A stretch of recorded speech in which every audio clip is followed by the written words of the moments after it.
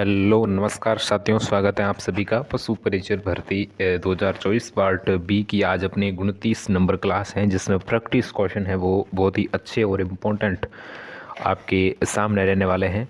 तो आप सभी से मेरा अनुरोध है कि आप क्लास को शुरू से लेकर एंड तक अच्छे से देखना है, ठीक है। तो बढ़ते हैं क्वेश्चनों की तरफ।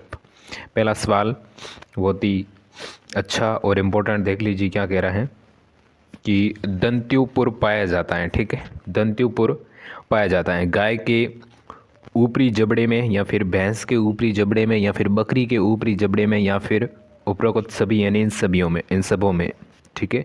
तो दंत्युपुर पाया जाता है, ठीक है। यह दोस्तों पाया जाता है, इन सभी में पाया जाता है, यानी गाय के भी ऊपरी जबड़े में होता है, भैंस के भी ऊपरी जबड़े में होता है और बकरी के भी ऊपरी जबड़े में होता है। इसीलिए ऑप्शन नंबर डी है वो अपना यहाँ पर राइट आंसर हो जाता है, ठीक है। नेक्स्ट देखिए दोस्तों, इसी प्रकार सवाल बहुत ही इंपॉर्टेंट आपके सामने होने वाले हैं। तो अभी तक आपने चैनल को सब्सक्राइब नहीं किया तो सब्सक्राइब कर लो गाइस, ठीक है। नेक्स्ट देखिए अगला सवाल कि लौंग या फिर लूम, ठीक है, किसकी पत्तियों को सुखाकर प्राप्त होते हैं, ठीक है। लौंग या फिर लूम जो किसकी पत्तियों को सुखाकर प्राप्त होते हैं, नीम, खेजड़ी, बबूल या फिर करंज, ठीक है। तो इसका आंसर आप बताओ कमेंट में, जल्दी से बताओ कमेंट में, ठीक है। लौंग या फिर लूम किसकी पत्तियों को सुखाकर प्राप्त होते हैं, नीम है, खेजड़ी है, बबूल है और करंज है, ठीक है। तो बिल्कुल क्या होगा इसका करेक्ट आंसर, तो बिल्कुल अपना ऑप्शन नंबर बी यानी खेजड़ी इसका राइट आंसर हो जाएगा, खेजड़ी, ठीक है। बिल्कुल खेजड़ी की जो पत्तियां होती है ना दोस्तों, उसको लौंग या फिर लूंब कहा जाता है, ठीक है। ऑप्शन नंबर जो बी है वो अपना यहाँ पर राइट आंसर हो जाता है। इसी प्रकार नेक्स्ट देखिए दोस्तों, किस रोग में पशु के शरीर का तापमान कम हो जाता है, कौन से रोग में पशु के जो शरीर का तापमान है वो बहुत कम हो जाता है, थनैला है, गलघोटू है, दुग्ध जवर है और पशु प्लेग है, ठीक है। तो इसका राइट आंसर हो जाएगा अपना बिल्कुल दुग्ध जवर, ठीक है। दुग्ध जवर है, उसमें पशु के जो शरीर के जो तापमान है वो दोस्तों कम हो जाता है, ठीक है। नेक्स्ट देखिए दोस्तों, निम्न में से निषेचक औषधि है, ठीक है। क्लोरोफॉर्म है, एल्कोहल है, फॉर्मलिन है या फिर फिनाइल है। बिल्कुल, तो इसका जो राइट आंसर होगा तो वो होगा क्लोरोफॉर्म, ठीक है। क्लोरोफॉर्म ऑप्शन नंबर ए है जो अपना यहाँ पर राइट आंसर हो जाता है, ठीक है। नेक्स्ट देखिए दोस्तों, निम्न में से कौन सी औषधि चिकित्सा के उपकरणों एवं यंत्रों को धोने के काम आती है, ठीक है। कौन सी जो औषधि है वो चिकित्सा में यूज़ होने वाले जो उपकरण होते हैं, जितने भी यंत्र होते हैं, उसको धोने में काम आती हैं। लाल दवा है, लाइसोसोस है, फिनाइल है या फिर कार्बोसिलिक अम्ल है, ठीक है। तो बिल्कुल यहाँ पर जो इसका राइट आंसर होगा तो वो होगा दोस्तों लाल दवा, ठीक है। लाल दवा इसका राइट आंसर हो जाता है, लाल दवा, बिल्कुल ऑप्शन नंबर ए, ठीक है। नेक्स्ट देखिए दोस्तों, राष्ट्रीय पोषण संस्थान कहाँ पर है, राष्ट्रीय पोषण संस्थान कहाँ पर है, हैदराबाद में, ठीक है। हैदराबाद, ठीक है। नेक्स्ट देखिए दोस्तों, अपरानाल का निष्कासन कितने समय का, ठीक है। अपरानाल का निष्कासन का समय पूछा है आपको, ब्याने के 1-2 घंटे बाद या फिर ब्याने के 4 से 8 घंटे के बाद या फिर 10 से 12 घंटे के बाद या फिर 6 से 8 घंटे के बाद, ठीक है। ब्याने के बाद अपरानाल का जो निष्कासन है वो कितने समय के बाद उचित मतलब होना चाहिए, तो बिल्कुल इसका राइट आंसर हो जाएगा ब्याने के 1-2 घंटे, ठीक है, 1-2 घंटे बाद। नेक्स्ट देखिए दोस्तों, विश्व स्वास्थ्य संगठन द्वारा पशु प्लेग उन्मूलन भारत को कब घोषित किया गया है, ठीक है। पशु प्लेग उन्मूलन कब घोषित किया गया विश्व स्वास्थ्य संगठन के द्वारा, तो कब घोषित किया गया, बिल्कुल कब किया गया था, 28 जून 2011 इसका राइट आंसर हो जाता है, ठीक है। ऑप्शन नंबर बी, ठीक है, 28 जून 2011, ठीक है। नेक्स्ट देखिए दोस्तों, HS, ठीक है। HS रोग यानी गलघोटू गायों में किस बैक्टीरिया से फैलता है, ठीक है, किस बैक्टीरिया से फैलता है, जिसमें पाचुरेला बुवेरिली सेप्टिका है, पाचुरेला मल्टीसिडा है और पाचुरेला बोविसेप्टिका है और कोलोस्ट्रीडियम सोविया ये, ठीक है। बिल्कुल जो गलघोटू रोग है वो गायों में किस बैक्टीरिया से फैलता है, ठीक है। बहुत ही अच्छा और इम्पोर्टेंट सवाल है, तो क्या होगा इसका राइट आंसर,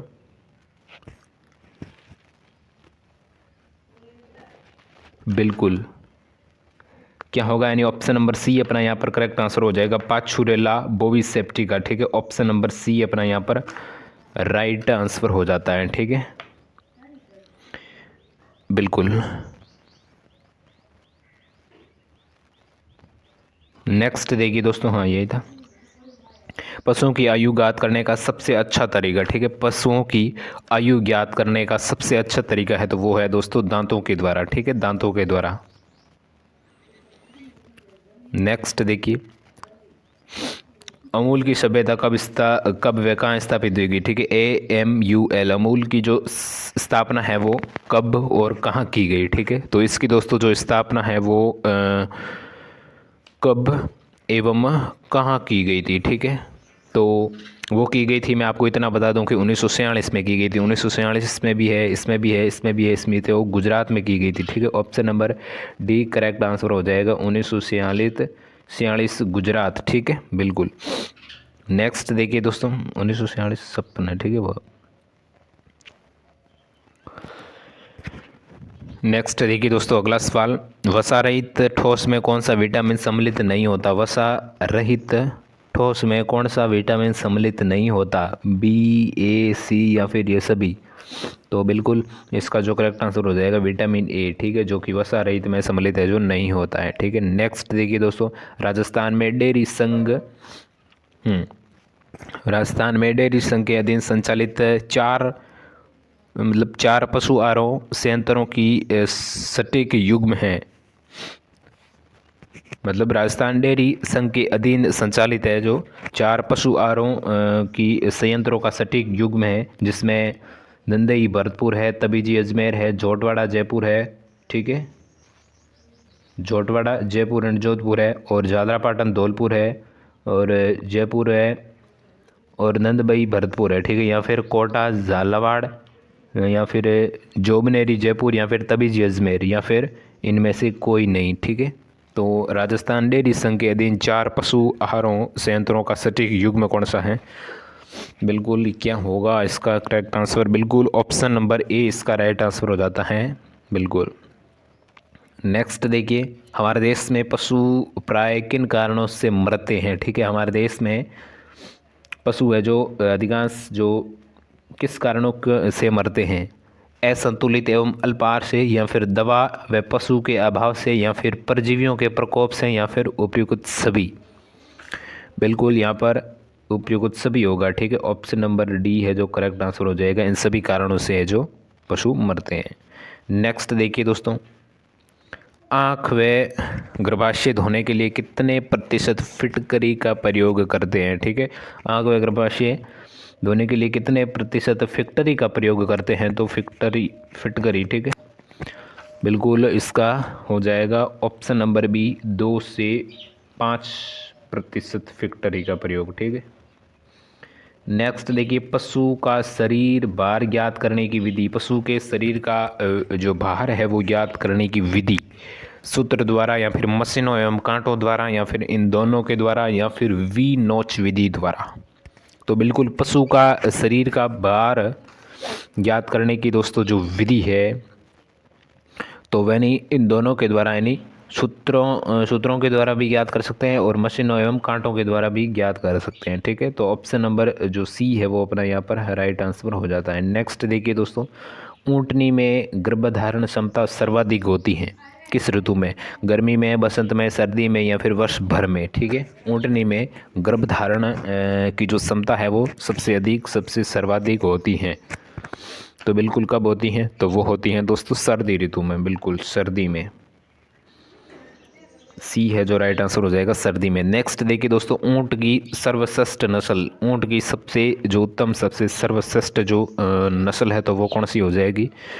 ऊँट की सबसे, बिल्कुल नाचना हो जाएगा इसका करेक्ट आंसर, नाचना। ठीक है, नाचना। नेक्स्ट देखिए दोस्तों, बैक्टीरियन ऊँट में होता है। ठीक है, बैक्टीरियन ऊँट में होता है 1 कुबड़, या फिर 4 कुबड़, या फिर 2 कुबड़, या फिर कुबड़ ही नहीं होता है। ठीक है, बैक्टीरियन ऊँट में होता है,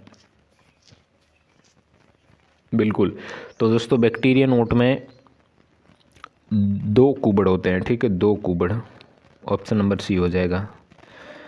नेक्स्ट देखिए दोस्तों, केंद्रीय भेड़ एवं ऊंट अनुसंधान संस्थान अविकानगर टोंक का क्षेत्रीय परीक्षण उपकेंद्र कहाँ पर है? ठीक है, अविकानगर टोंक यानी केंद्रीय भेड़ एवं ऊन अनुसंधान संस्थान है, इसका क्षेत्रीय परीक्षण उपकेंद्र, इसका उपकेंद्र कहाँ पर है? टोंक में है, बीकानेर में है, जयपुर में है या फिर जैसलमेर में। ठीक है, तो दोस्तों इसका जो उपकरण है, जो उपकेंद्र है, उपकरण नहीं उपकेंद्र है, तो वो बीकानेर में है। ठीक है, बीकानेर में है। Option number B correct answer हो जाएगा, बीकानेर। नेक्स्ट देखिए दोस्तों, राजस्थान में सबसे फाइन कारपेंट ऊन पैदा करने वाली भेड़ की नस्ल कौन सी है? ठीक है, सबसे फाइन कारपेट ऊन पैदा करने वाली भेड़ की नस्ल आपको पूछी है। सोनाड़ी है, चोकला है, मालपुरा है या फिर जैसलमेरी है। ठीक है, तो बिल्कुल इसका दोस्तों राइट आंसर हो जाएगा चोकला। ठीक है, चोकला,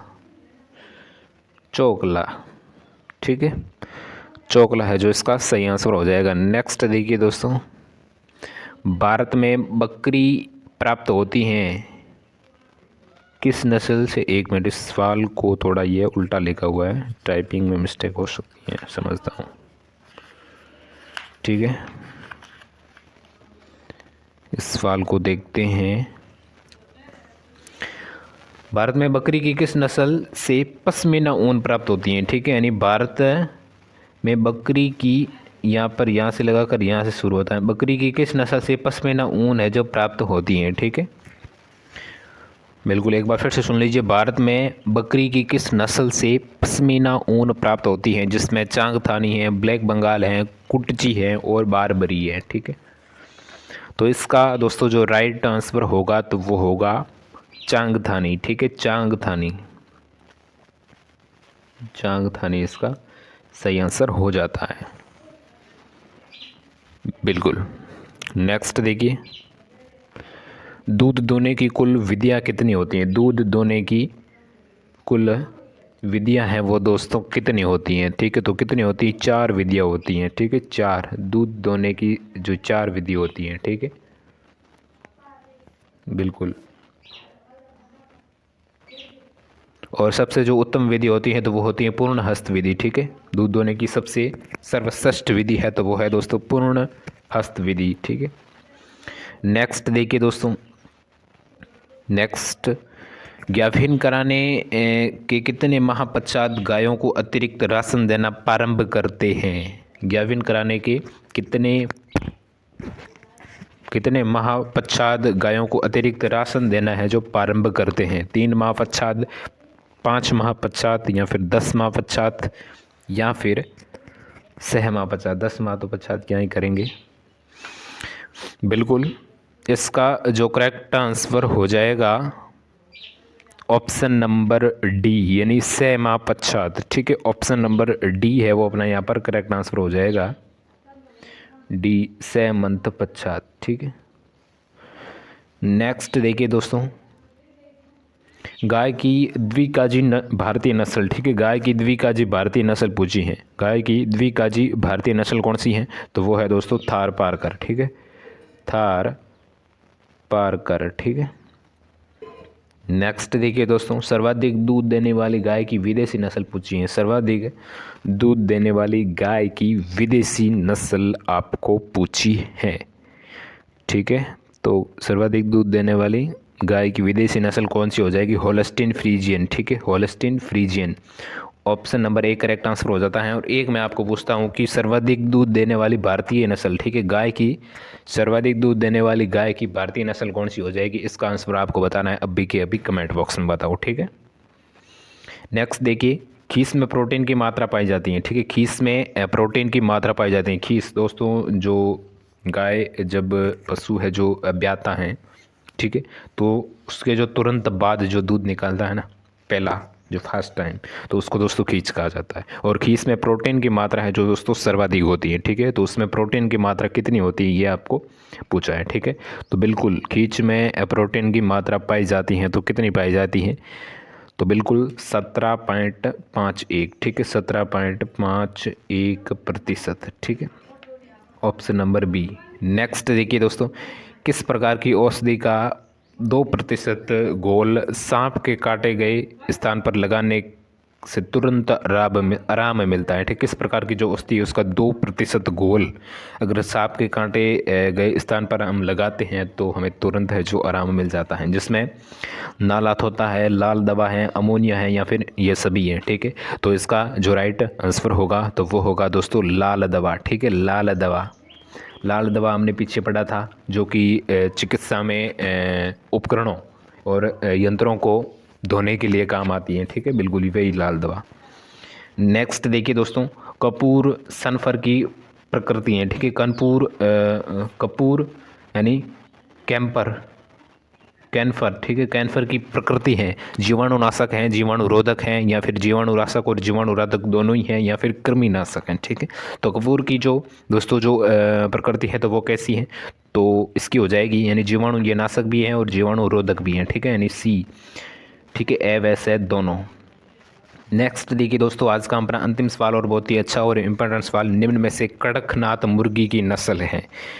कड़कनाथ मुर्गी की नस्ल हैं, भारतीय हैं, भूमध्य सागरीय हैं, एशियाई वर्ग हैं या फिर अमेरिकन वर्ग हैं। ठीक है, तो इसका आंसर मुझे लगता है आप बताओगे। ठीक है, बिल्कुल निम्न में से कड़कनाथ, नहीं इसका मैं बता देता हूँ। आप तो मैंने पिछले आपको क्वेश्चन दिया था, सर्वाधिक दूध देने वाली भारतीय गाय की नस्ल पूछी थी। ठीक है, तो इसका आंसर आप बताइएगा कमेंट में, और इसका मैं बताता हूँ उसका आपको बताना है। ठीक है, तो इसका हो जाएगा भारतीय। ठीक है, ऑप्शन नंबर ए इसका राइट आंसर हो जाएगा भारतीय नस्ल। ठीक है, भारतीय कड़कनाथ मुर्गी की नस्ल है तो ये दोस्तों भारतीय नस्ल है। ठीक है, तो ये थी आज की अपनी क्लास, बहुत ही अच्छी और इंपॉर्टेंट। अगर आपको अच्छी लगी है तो लाइक कर दीजिएगा और ऐसे ही हर रोज़ रेगुलर क्लास देखने हमारे चैनल को सब्सक्राइब कर दीजिएगा। हम मिलते हैं इसकी नेक्स्ट क्लास में।